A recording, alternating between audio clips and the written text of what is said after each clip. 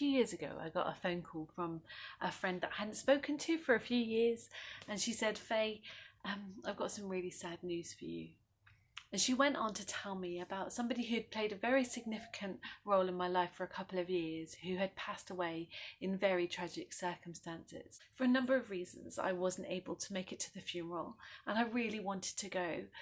And I was left with this feeling of that I hadn't said goodbye to her. And I know many people have been in that situation in recent months through no fault of their own. They haven't been able to attend people's funerals, but it left me with this unresolved pain. And also I felt a kind of guilt because she wasn't part of my family and she hadn't been in my life for several years, but she had been a really important part of my life, and it was such a shock. And so I kind of felt a bit guilty about the pain that I felt, but I had to learn to just kind of work through that pain and just address it and give it to God. In the Psalms, there are lots of rejoicing psalms, but there are also lots of psalms what they call lament, where the psalmist is crying out or moaning, sort of sometimes in despair, sometimes in anger, but then finds a place of peace and a place of hope. You know, the Bible talks about that there is a time to die, and there is a time to mourn, and there is a time to dance, and there is a time to weep, and there's a time for singing. But the weeping and mourning have to come before the dancing and singing. Before there is hope again, we have to be healed up. And you know, in our culture, we're not very good at mourning sometimes. Like, you know, there isn't a book that tells you how to mourn, but you know, in other cultures, sometimes you see them on the news and they're wailing and they're, you know, crying and throwing themselves out. But in our British culture, we're a bit more like, oh, let's keep calm and carry on. And I just want to encourage us that sometimes we just need to just look at our pain and address it. I run several groups within schools, and we help young people who are struggling emotionally.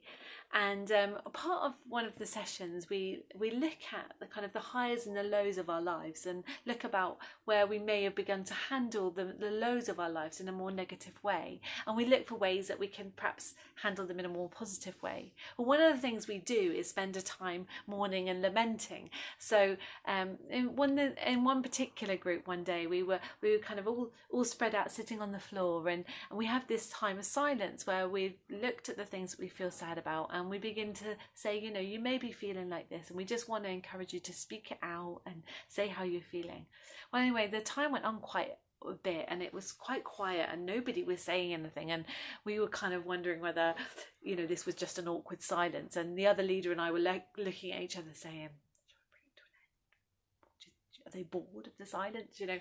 But anyway, I decided to bring it to an end and just said, blessed are those who mourn, for they shall be comforted.